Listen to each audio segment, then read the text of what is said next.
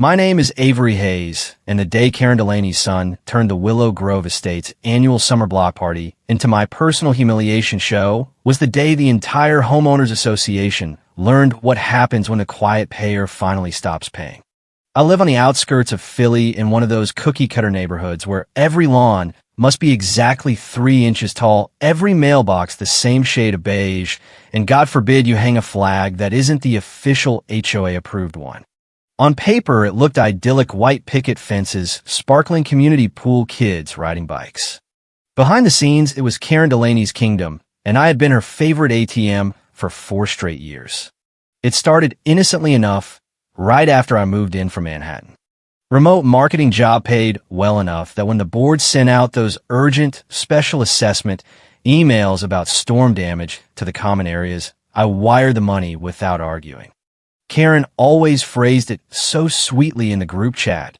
"Avery, dear, you're the only one with the stable income. We're all counting on you to keep our little slice of paradise shining." I set up the auto pay one night after a 14-hour Zoom day, $1,500 a month straight from my checking account straight into the HOA emergency maintenance fund.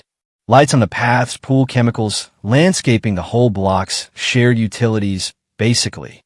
I told myself it was temporary, just until the reserve fund recovered. For years later, it was still running, and nobody else seemed to notice.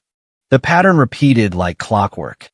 Last winter, when Tucker Delaney's basketball hoop somehow violated the no visible sports equipment rule, I paid his $250 fine anonymously, so the kid wouldn't lose his scholarship chances. When Courtney Mills next door got cited for her daughter Mercy's chalk drawings on the driveway, I covered that one too. Karen would call from the clubhouse phone she still used because data plans were a luxury and sighed dramatically about how the whole neighborhood was falling apart without team players like you, Avery. I muted myself on client calls, stepped into the hallway, and transferred whatever she asked. The little Venmo chimes sounded cheerful, but each one carved another piece out of me. I buried the resentment under quarterly reports and virtual happy hours. Saying no meant Karen would start the whisper campaign, the next door post, the passive-aggressive signs taped to my door about community spirit. So I paid. I paid for the 4th of July fireworks when the budget magically disappeared. I paid for the Christmas lights that only went up on Karen's house. I paid because I was the reliable one, the one who moved to the city and built something without needing the HOA safety net. That made me the bank, the fixer, the neighbor who didn't make scenes. Until the afternoon of Larry Delaney's birthday block party, the one Karen insisted on hosting in the common green space behind her house because it's tradition, darling. 2 weeks before the party, my phone buzzed during a team stand-up. Karen's name on the caller ID. I stepped into the hallway and answered. "No, hello, just Avery Honey Tucker needs new cleats for fall sports, and the community pool filter is acting up again. Courtney's girl Mercy needs that new bike helmet the board approved. Can you handle the usual amount by Friday?" I stared at my laptop screen, feeling the familiar knot tighten, but I said yes. "Of course, I already told everyone you'd take care of it," she replied, then hung up. I opened the banking app, right there, fingers moving on autopilot while my colleagues waited on mute. The transfers cleared with those same cheerful chimes. I unmuted, apologized for the delay, and went back to quarterly targets, but the numbers blurred for the rest of the meeting. This wasn't new. It never was. Just last spring, when the board voted to repaint every front door the same approved gray, I covered the shortfall after half the neighbors forgot their portion. Karen swore it was temporary. It never was. Her emergencies had their own rhythm, sudden code violations here, mysterious reserve fund shortfalls. They're always landing on my auto pay before I even saw the email. I stopped asking questions after the 3rd or 4th round. Each payment chipped away at something inside me, a slow erosion I ignored because saying no meant chaos, endless group chat, guilt, accusations of abandoning the neighborhood that welcomed me. The days blurred after that. I buried myself in client decks, trying to outrun the dread building toward the block party. Karen sent a follow-up text Thursday confirming the transfers cleared, complete, with heart emojis and a thank you that felt more like a receipt. Tucker messaged once a simple THX neighbor with a fist bump emoji. Courtney called Friday night from her kitchen voice tired, but excited about finally listing her house to escape the HOA drama. I listened to offered advice on real estate agents and didn't mention the money. By Friday evening, I loaded my overnight bag into the trunk of my sedan, the smoker grill already ordered for delivery to the common area the next morning. The drive down I-95 took just under 2 hours with light traffic, familiar billboards, and rest stops flashing by as the skyline faded. I checked into a hotel off the interstate instead of staying anywhere near the Delaney's, needing that buffer. This time I swore silently behind the wheel it would be different. The morning of the party arrived faster than I expected. Coffee from the lobby fueled me as I loaded my bag back into the trunk and set out for Willow Grove. The short 20-minute ride along familiar back roads gave me too much time to rehearse small talk I didn't want to make. The smoker grill was scheduled for delivery between 8 and 10, so I aimed to arrive just after to avoid any extended alone time with Karen before the crowd buffered things. I pulled into the common area parking at 9:15, tires crunching over the same perfect asphalt that had annoyed me since move-in day. The green space hadn't changed much, but felt diminished. Faded plastic chairs arranged around rickety tables, dollar store balloons drooping from the fence posts in the morning humidity, and a hand-lettered sign proclaiming, "Happy Birthday, Larry. Thanks to our generous neighbors." Larry emerged from the clubhouse, waving enthusiastically. The delivery truck still parked curbside as he signed for the box, and immediately began unpacking the new grill like it was his latest conquest. "Take a look at this beauty," he boasted, lifting the lid to showcase the gleaming interior. "Gonna turn out ribs that'll make the whole block jealous." I managed a nod and weak smile while he fiddled with knobs, reciting specs he'd memorized from the instruction manual minutes earlier. Inside, the clubhouse carried the scent of pre-made potato salad and canned beans simmering on hot plates. Courtney sat at a folding table, absorbed in her phone, ponytail messy, offering only a muffled greeting when I walked in before returning to her screen. She mentioned Mercy napping in the stroller and resumed scrolling. My across-the-street neighbor, Hope, burst through from a side-door phone, already recording for her next-door story. "Morning prep for the big bash. Check the spread," she announced, sweeping the camera over counters crowded with paper plates and soda bottles, then swinging it toward me for an unplanned cameo. I sidestepped too late. The space buzzed with that manufactured excitement, voices overlapping about dessert assignments and potential dog noise from the next cul-de-sac. I carried my bag to the restroom area, swapped into casual clothes, ears tuned to the chatter filtering through the thin walls. Every footstep on the polished concrete recalled weekends home after moving, and always concluding with me covering some unexpected assessment. Larry shouted progress reports from the green space on preheat settings, handling the grill like a prized possession ready for its debut. Courtney remained glued to her seat, texting rapidly about house listing logistics I'd recently financed. Hope roamed, constantly updating followers on balloon shades and cooler contents. The atmosphere clung heavy with rehearsed normalcy, smiles fixed while tensions lurked underneath. I snagged a water bottle from the communal fridge and posted up by the window, peering out at Larry's smoke techniques to an imaginary audience. Guests were hours away, yet the pressure already mounted my unspoken role to smooth edges and fill gaps.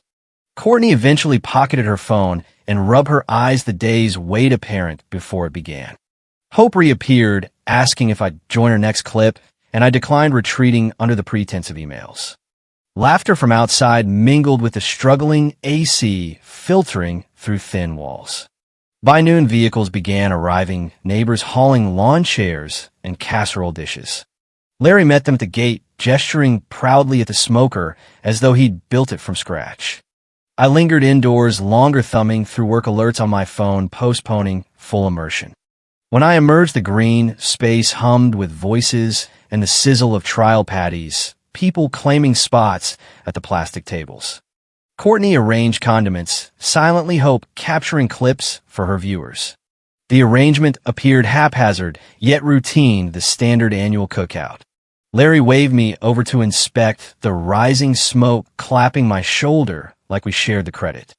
The afternoon loomed with unspoken obligations and that persistent undercurrent of strain common to these events. I claimed a peripheral seat, nursing my water and observing the unfolding scene. Cheap decorations glinting in the sun as talk flowed freely about the latest violation notices and whose grass had grown a quarter-inch too long. Courtney lingered by the cooler, keeping distance. Hope threaded through the expanding group with phone aloft for the vibes.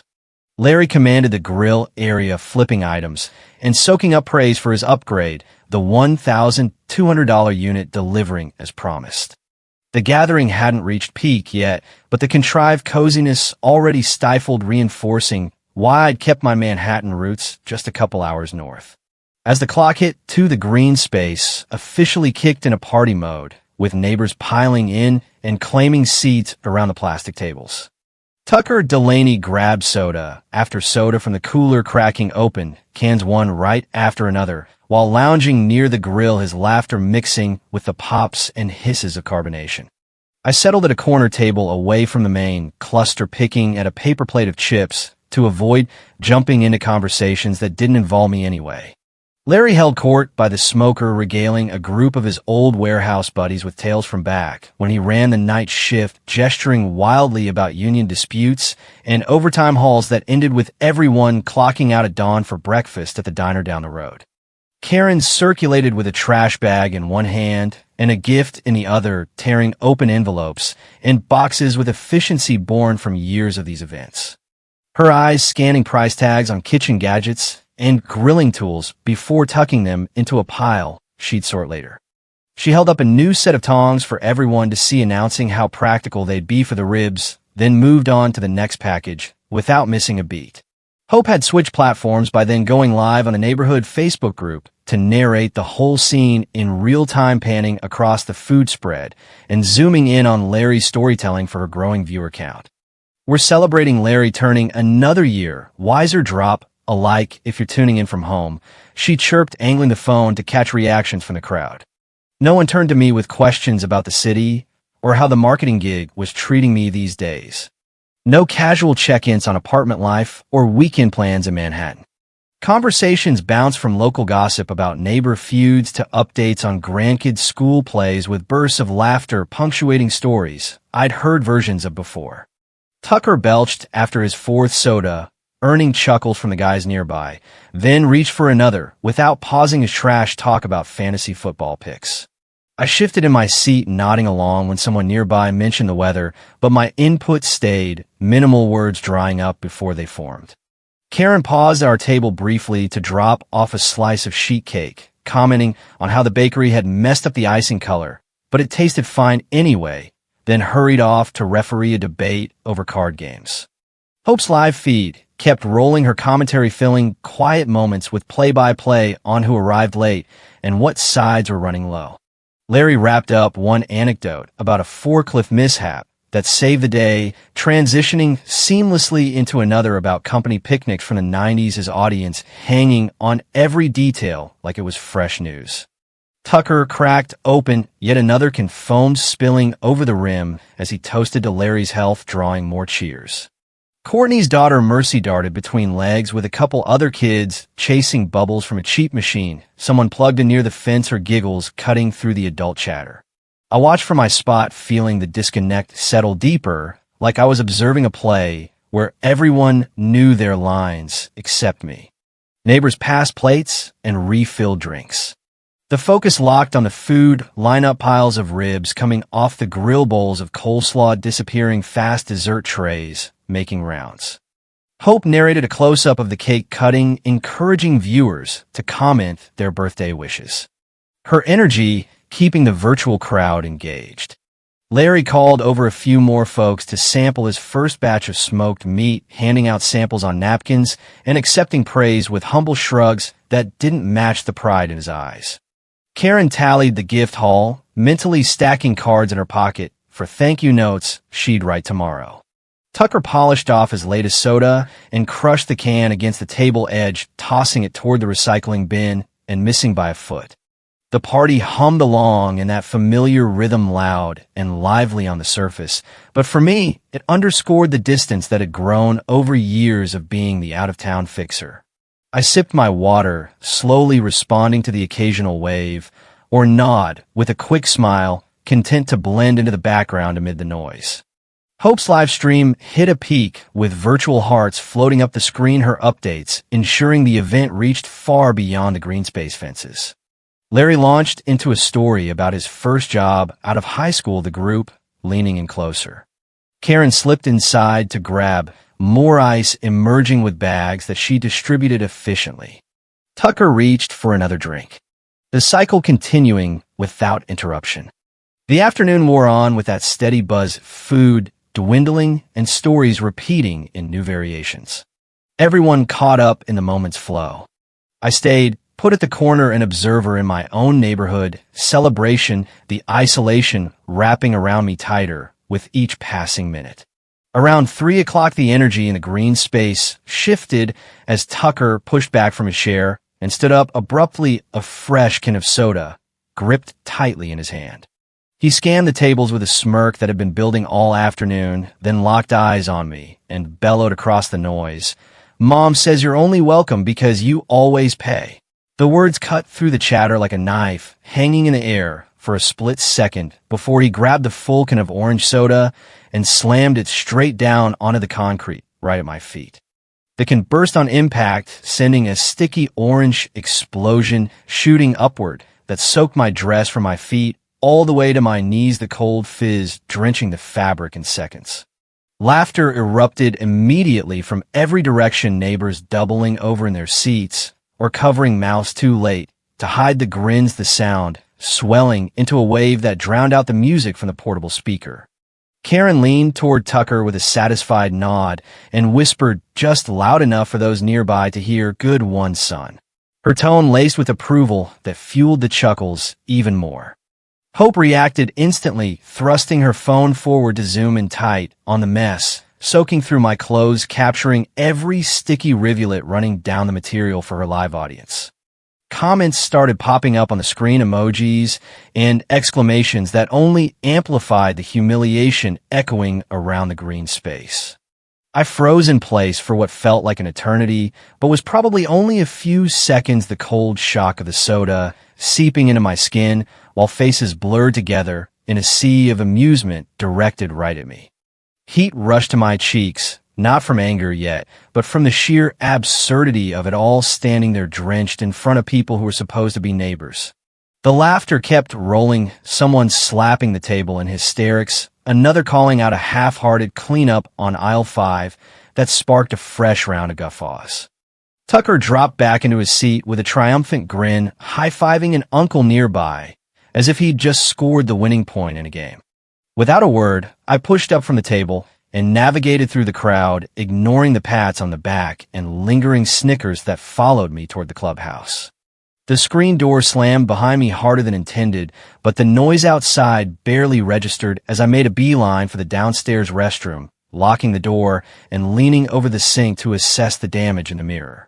Orange streaks stained the light blue dress I'd chosen carefully that morning, the fabric clinging uncomfortably and reeking of artificial citrus. I grabbed a wad of paper towels, dabbing at the worst spots under running water, watching the color dilute, but not disappear, each scrub a small act of trying to erase what had just happened. Sitting on the closed toilet lid with the fan humming overhead, I let the muffled sound from the party filter through the walls, more laughter, clinking, cans, Larry's voice rising in another story.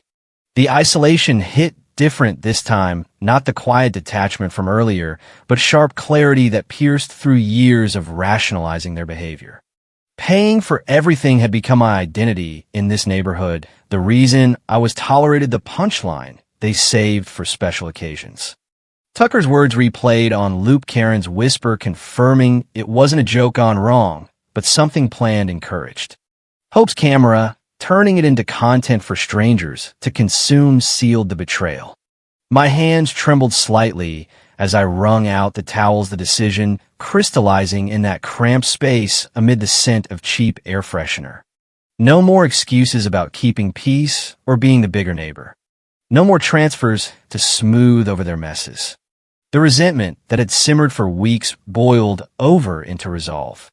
I wouldn't swallow this one, wouldn't smile, and rejoin the group like nothing happened. Wiping the last streak from my arms, I straightened up and stared at my reflection, the sticky dress a badge of the final straw. Whatever came next enduring their entitlement ended right there in that restroom. The party noise continued unabated outside, but inside my head a switch flipped, pushing me toward actions I'd avoided for too long. I smoothed the dress as best I could, took a steadying breath, and prepared to step back out, not to laugh it off, but to start drawing the line that should have been there years ago. By evening, the party had wound down enough for me to slip away without much notice. I drove back to the hotel where I'd booked a room for the weekend. Once inside, I changed out of the ruined dress and into sweats, then sat on the bed with my laptop open to the banking portal. The auto pay for the HOA emergency maintenance fund, $1,500 every month, covering electricity, water, and gas for the entire common area, had been set up years ago when the reserves dipped after that big storm. I hovered over the cancel button for a moment, the decision from the restroom still fresh, then clicked confirm and watched the scheduled payment vanish from the list. The confirmation email arrived seconds later, and I closed the tab, feeling a strange mix of relief and finality. Sleep came in fits, the hotel AC humming too loudly against memories of the day. My phone started vibrating at 7 the next morning, with missed calls from Karen stacking up 6 in total by the time I grabbed coffee from the lobby. She followed with texts blaming a system glitch for any bill issues, insisting I check my statements because the power company must have made a mistake. By 9, her next-door story appeared in my notifications, a blurry photo of the empty grill with a caption about being abandoned in her time of need, how neighbors should stick together and no matter what. The post racked up sympathetic emojis, quickly painting a picture of neglect that ignored every assessment I'd ever covered.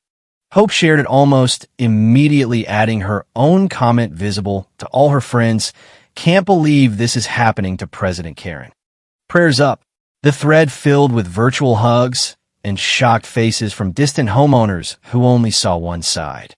I muted the notifications, but couldn't unsee the manipulation playing out in real time, turning a canceled payment into a public pity party. The phone buzzed again around noon, this time a private message from Courtney sliding into my inbox. She apologized for the chaos yesterday, explaining how Karen had been ranting all morning about lights flickering and water pressure dropping, then got to the point she wanted to list her house and move with Mercy somewhere Karen couldn't control every move. Courtney laid it out plainly, a one-bedroom in South Philly listed on Zillow for $1,800 a month deposit due up front to hold it before someone else snatched it. She'd been saving from her shifts, but came up short after covering Mercy's daycare surprise fees. I pulled up the listing while we texted, photos of a clean unit with hardwood floors and a small balcony catching my eye. Without overthinking, I transferred the $1,800 deposit through the rental app confirmation, hitting her phone before she could protest too much. She sent a string of thank yous mixed with promises to pay back every cent once settled. Later that afternoon, a WhatsApp video popped up from Courtney's daughter Mercy, her little face filling the screen with a serious expression way beyond 7 years. Aunt Avery, I'm sorry about the soda thing. I didn't know it would make you sad, she said, holding up a drawing of a stick figure neighborhood under a rainbow. The message ended with a blown kiss, and something tight in my chest loosened for the first time since arriving in town. Courtney followed up, saying they'd start packing that night, aiming to be out within the week before Karen could guilt her into staying. The backlash kept coming, more texts from Karen demanding I fix whatever I'd broken, vague threats about lawyers if the common area utilities is shut off completely. Hope posted a follow-up story tagging me, indirectly wondering aloud why some neighbors turned their backs on the community. But amid the noise, Courtney's plan took shape, messages flying about listing signatures and moving trucks. Seeing her take that step, even fueled by my money, sparked a flicker of hope that not everything in the neighborhood was beyond repair. Mercy's video played on loop in my mind, a small voice cutting through the drama with genuine regret. By nightfall, the deposit cleared fully, and Courtney sent photos of boxes labeled in Mark or Kitchen Mercy's Toys bathroom. She mentioned avoiding Karen's questions by saying it was a short-term sublet for work buying time to disappear quietly. The idea of her building a space free from constant interference felt like a winter crack in the pattern I'd enabled for too long. I responded with practical tips on Philly neighborhoods and utility setups, the conversation shifting from desperation to logistics. Mercy chimed in with another message, a photo of her stuffed bear packed safely in a box captioned, "Ready for new home." Karen's calls went to voicemail, her next-door rants gaining traction, but losing steam as fewer people engaged. Hope shares slowed once the initial shock wore off. Courtney's determination grew, with each arrangement her texts carrying a new energy absent for years. The canceled auto-pay hung over the common areas like a storm cloud, but in that hotel room, the focus turned to what came next for at least one neighbor. A month later, I woke to an alert on my phone at 6 in the morning, a push notification from the bank flagging a pending charge of $2,300 to Wayfair. The transaction traced back to an old iPad I'd left at the clubhouse during a previous board meeting, still logged into my Apple ID, because updating login across shared devices always sparked complaints. Karen had apparently retrieved it, filled a cart with a sectional sofa coffee table and lamps, then completed the purchase using the stored card without hesitation. I bolted upright, pulse quickening as the breach registered, and immediately called the bank's customer service line. The agent guided me through locking the account, initiating a full reversal of the charge, and updating all credentials to prevent further access. By 7:30, the reversal process funds returned, and the old device remotely wiped my data through Find My iPad. The bank flagged the incident as unauthorized use of saved payment info, closing the loophole permanently. Word filtered back over the following week via neutral sources. The common area utilities remained disconnected after repeated non-payment, triggering vendor notices and an emergency board meeting called by the few homeowners still paying their regular dues. The document referenced outstanding balances on essential services, a chain reaction from the canceled autopay that no one stepped up to cover. Tucker quit his summer sports league halfway through lacking funds for registration or equipment once the household finances imploded. He sent a single message requesting help to re-enroll, which I ignored, recognizing the pattern too clearly to restart it. Larry, unemployed for months with sporadic gig work, at best hustled for cash cutting grass or hauling junk for locals, amounts too small to stabilize the common area maintenance. The green space slipped into neglect, lawn, unmowed pool water, turning murky, and lights flickering, becoming the talk of the block in hushed tones.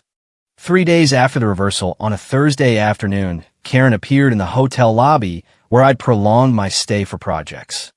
The front desk buzzed my room about a woman with a suitcase insisting on an urgent neighborhood matter, her voice trembling through the speaker. Camera footage showed her pacing with worn eyes red from crying, appealing to staff about needing community support. The scene tugged at old strings, but snapped them instead. I instructed security to relay that I was unavailable and to remove her if she lingered. She waited nearly half an hour, recording desperate voicemails, blending remorse with blame before wheeling the bag away to an unknown destination. That evening, I blocked her contacts, Larry's, Tucker's, and every linked profile across platforms, erecting barriers in a few taps that felt monumental. Hope's online chatter faded once the common area shutdown became common knowledge, her posts turning generic without direct jabs. Courtney forwarded snapshots from the new South Philly apartment, Mercy arranging books on a shelf in her corner, normality settling in away from the storm. The bank confirmed the dispute closed in my favor, no further activity possible. Consequences crystallized without ambiguity. The HOA reserve fund headed to depletion amid mounting vendor debts. Tucker adrift without activities, Larry confronting limits sans bailout. Karen's outreach hit dead ends. Leverage dissolved.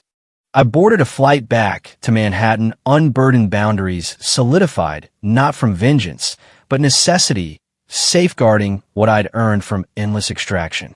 This ordeal drove home that tolerating exploitation disguised as community obligation only postpones collapse. Enforcing limits protects your foundation when others shirk responsibility. To all who followed to the finish, thank you sincerely for hearing this out and walking the path with me. Share below, have you set a hard boundary to save yourself?